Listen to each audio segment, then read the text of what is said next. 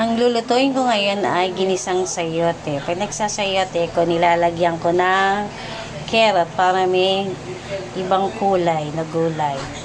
Tapos iyan, giniling, 1/4 ng giniling, bawang, sibuyas, kamatis, magic sarap, saka paprika, pampaganda ng gulay. Ng kulay ng gulay. Saka pamintang durog or crack. Mapuminta talaga ako kung magluto. Tapos, peritong boneless na bangus. Sarap kasi pag may gulay, may isda. Yan, ito na lahat. Isa lang ako ng bawang at sibuyas. At kamatis. Tapos lalagay ko na giniling. Tapos lalagyan din niya ng paminta at paprika. Isa lang natin siyang mabuti hanggang maging pink. Pink ba? Ayan, luto na itong giniling.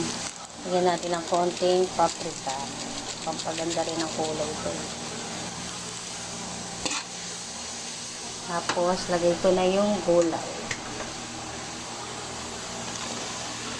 Konting sabaw lang ilalagay natin dito. Kasi hindi maganda pag masyadong maraming sabaw. Ayan, kumukulo na. Lagay na natin yung magic sarap. Pero alam niyo ba, masarap na sahog dito yung peritong liempo saka hipon. Kasi yung giniling, walang lasa yun. Kaya lang, giniling lang meron sa amin. Sintayin lang natin siyang lumambot. Tapos kung kulang sa paminta, lagyan nyo rin pamintang crack. Ayan, malambot na. Luto na to.